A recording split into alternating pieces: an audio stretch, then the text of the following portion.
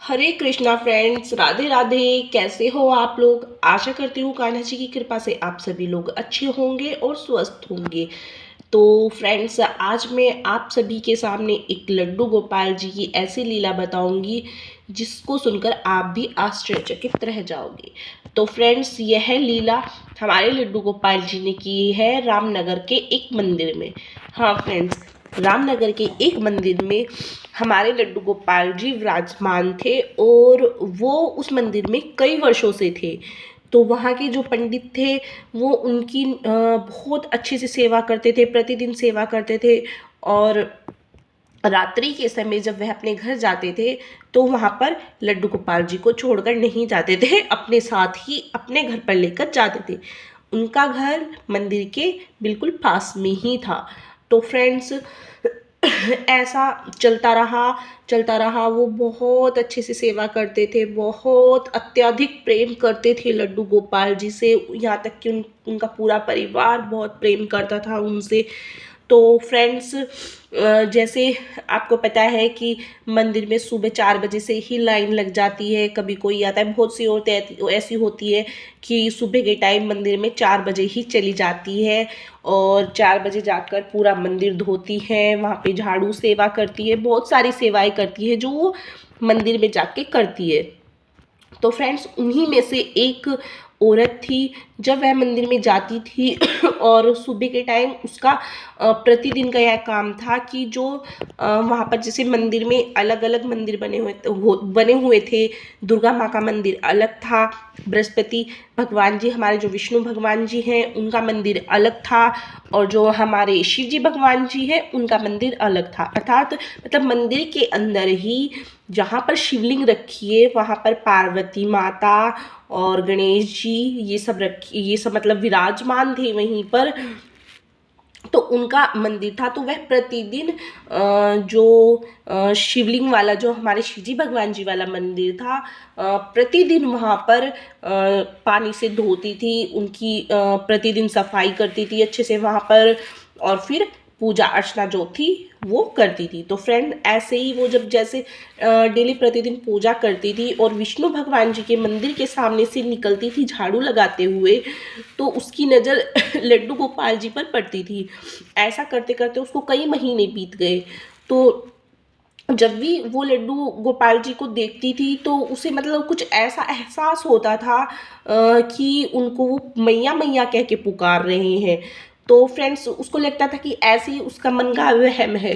तो फ्रेंड्स, ऐसे ही करते करते जब कई महीने बीत गए तो एक दिन जब वह ऐसे ही झाड़ू लगा रही थी, सफाई कर रही थी, काफ़ी अंधेरा था और सर्दियों का ही मौसम चल रहा था, तो उसकी नज़रें फिर से उन लड्डू गोपाल जी पर गई। और सुबह के टाइम तो जो पुजारी जी होते हैं वो भी मंदिर में आ जाते हैं आरती करने के लिए, पूजा करने के लिए, सब वहीं पे होते। तो जैसे पुजारी जी वहाँ पे गोरखनाथ, पास में गोरखनाथ का भी मंदिर मतलब बना हुआ है, वहाँ पे पूजा अर्चना कर रहे थे, कुछ तैयारियां कर रहे थे। तो वो औरत थी, उसकी नज़रें लड्डू गोपाल जी पर पड़ी और उसको फिर से वहम हुआ कि उसको मैया मैया कह के आवाज़ लगाई गई है। तो वो उनको एकटक देखती ही रही। पता नहीं उस औरत के मन में क्या आया, मतलब कैसे लालच आया। उसने सोचा कि तू आज मंदिर में जाकर देख। उसने झाड़ू वहीं पे रखी, अपने हाथ धोए और मंदिर के अंदर गई। जैसे ही मंदिर के अंदर गई, वो लड्डू गोपाल जी को मतलब देखते जा रही थी, निहार रही थी, और उनकी आंखों से आंसू टपकने लगी और वो औरत रोने लगी। तो पता नहीं फ्रेंड्स उस औरत को क्या हुआ, ऐसा मतलब उसको क्या लगा लड्डू गोपाल जी को देख के, वो क्यों रोई, और फिर उस औरत ने क्या किया ये मैं आपको बताती हूँ, आप लोग सोच भी नहीं सकते हो। तो फ्रेंड्स, उस औरत ने चारों तरफ इधर उधर देखा कि कोई देख तो नहीं रहा है। तो उसे लगा कि जो पुजारी लोग हैं वो सब आरती की तैयारियों में दूसरे वाले मंदिर में लगे हुए हैं। उसने चुपके से लड्डू गोपाल जी को अपने आंचल में लिया और घर आ गई। तो फ्रेंड्स, वो डरती डरती लड्डू गोपाल जी को घर ले आई। तो फ्रेंड्स ऐसे ही पुजारी जी ने एक मंदिर के यहाँ पे अपना पूजा आरती की, फिर दूसरे मंदिर में ऐसे जैसे जगह जगह अलग अलग जगह रहते हैं तो वो जोत जलाते आरती करते हैं। जब वो विष्णु भगवान जी के मंदिर में आए और उन्होंने देखा कि वहाँ पे तो लल्ला है ही नहीं है, तो वो ज़ोर ज़ोर से रोने लगे। उन्होंने शोर मचाया कि देखो देखो, अरे कोई ले तो नहीं गया है, यहाँ पे तो लल्ला है ही नहीं है। उन्होंने और पुजारी से पूछा कि कभी स्नान वगैरह करा रहे हो कि तुमने लल्ला को देखा? मैं तो डेली स्नान कराता हूँ, तो फिर आज कौन ले गया, कौन स्नान करा रहा है? वो ऐसे गुस्से से बोले तो सबने मना कर दिया कि पुजारी जी हम तो आपके साथ थे, तो हम तो लल्ला को लेकर नहीं गए हैं। तो वो ऐसे करके बहुत रोया। तो फ्रेंड्स पुजारी जी की जो फैमिली थी वो भी बहुत दुखी हुई। अब जैसे ही रात्रि हुई तो रात्रि में पुजारी जी नहीं सोए, वो बहुत दुखी थे, बहुत ज़्यादा दुखी थे। और फ्रेंड्स उनके मन में बस यही चल रहा था कि सुबह के टाइम तो यहाँ पे बहुत से लोग आते हैं, किसको बोलूँ, कौन ले गया? अब सुबह जो भी कोई आएगा मैं सुबह होते ही सबसे पहले पूछूंगा कि आप यहाँ से लल्ला को लेके गए हो क्या। तो फ्रेंड्स जैसे ही पुजारी जी रात में सोए तो सोते ही उन्हें स्वप्न दिखाई दिया, और स्वप्न में पुजारी जी को दिखा कि लल्ला खुद ब खुद चलकर, मतलब एक छोटे से बालक स्वरूप दिखाई दिए, एक छोटा सा नन्हा सा बालक दिखाई दिया। वो खुद ब खुद चलकर किसी बहुत मतलब झोपड़ी टाइप सा कुछ बना हुआ है, और अपने मतलब लल्ला वहाँ पर उस झोपड़ी में जा रही है।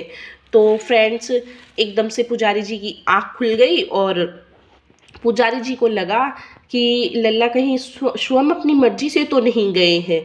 तो फ्रेंड्स अगले दिन जब प्रातःकाल हुई तो वो औरत डर रही थी कि मंदिर जाऊं नहीं जाऊं, लेकिन वह मंदिर में फिर भी आई।